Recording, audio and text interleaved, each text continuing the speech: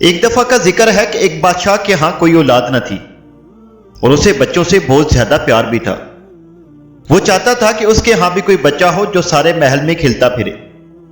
آخر اس نے پریوں سے مدد چاہی۔ وہ جنگل میں گیا، وہاں 3 پریاں رہتی تھی۔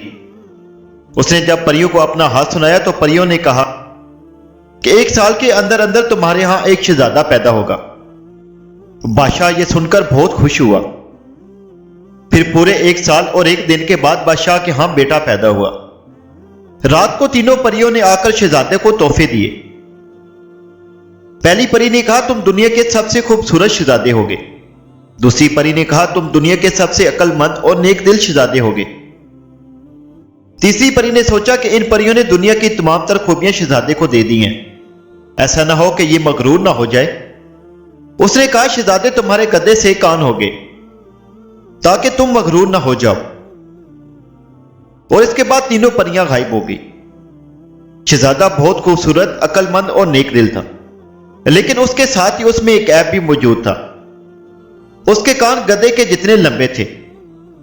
بادشاہ نے اس ڈر سے کہ کہیں لوگوں کو معلوم نہ ہو جائے اور بہت دنوں تک شہزادے کی حجامت ہی نہیں کروائی، لیکن ایک نہ ایک دن تو اس کی حجامت تو ہونی ہی تھی۔ آخر بہت سوچ بچار کے بعد بادشاہ نے ایک نائی کو بلوایا اور اسے محل میں ہی رکھ لیا۔ اس کا کام یہ تھا کہ وہ صرف شہزادے کے بال کاٹے اور کسی کو یہ نہ بتائے کہ اس نے کیا دیکھا ہے۔ نائی بہت خوش ہوا اور اس نے وعدہ کیا کہ وہ کسی کو بھی شہزادے کے متعلق کچھ نہیں بتائے گا، لیکن شہزادے کے لمبے کانوں کے راز کا بوجھ اس کے سینے میں پتھر کی طرح رکھا ہوا تھا اور وہ چاہتا تھا کہ یہ راز کسی کو بتا کر اپنے دل کا بوجھ ہلکا کر لے۔ آخر ایک دن تنگ آ کر وہ ایک فقیر کے پاس گیا اور اسے ساری بات بتا دی۔ فقیر نے کہا جنگل میں جا کر ایک گڑھا کھودو اور اس گڑھے کو یہ سب کچھ بتا دو، اس طرح تمہارے دل کا بوجھ ہلکا ہو جائے گا۔ نائی نے جنگل میں جا کر گڑھا کھودا اور گڑھے کو سارا راز بتا دیا، اور اس کے بعد اس کے دل کا بوجھ ہلکا ہو گیا اور وہ خوشی خوشی محل میں واپس آ گیا۔ اب ایک عجیب بات یہ ہوئی کہ جس جگہ نائی نے گڑھا کھودا تھا وہاں ایک سرکنڈ اگایا اور وہ روز بروز لمبا ہوتا گیا۔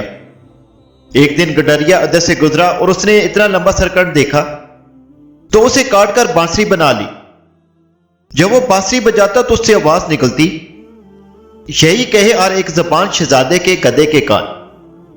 ہوتے ہوتے ہوئے یہ خبر سارے شہر میں پھیل گئی، یہاں تک کہ بادشاہ کو بھی پتہ چل گیا تھا۔ اس نے گڈریے کو محل بلوایا اور اپنے سامنے بانسری بجوائی۔ گڈریے نے جیسے ہی بانسری بجائی اس میں سے آواز آئی، یہی کہ ہر ایک زبان شہزادے کے گدے کے کان۔ بادشاہ یہ سن کر غصے میں آ گیا۔ اس نے سوچا یہ بات سوائے نائی کے کسی کو بھی معلوم نہ تھی، ضرور اسی نے گڈریے کو بتایا ہوگا۔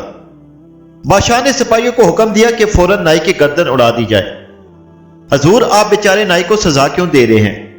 اس نے سچی بات کہی ہے۔ آپ نے جو کچھ اتنے دن چھپائے رکھا ہے اب اسے لوگوں کے سامنے آنے دیجیے۔ خدا نے چاہا تو میں اس عیب کے ہوتے ہوئے بھی اپنی رعایا کا محبوب بادشاہ بنوں گا۔ یہ کہہ کر شہزادے نے ٹوپی اتار دی۔ بادشاہ کا دل نرم ہو گیا اور اس نے نائی کو معاف کر دیا۔ اسی وقت ایک عجیب بات ہوئی، شہزادے کے گدے کے کان غائب ہو گئے اور ان کی جگہ انسانوں کے سے کان آ گئے۔ اصل میں یہ بات ہوئی کہ شہزادے کی سچائی اور نیکی کو دیکھ کر تیسری پری کو معلوم ہو گیا تھا کہ یہ شہزادہ مغرور نہیں ہوگا۔ اس نے اپنی بد دعا واپس لے لی تھی۔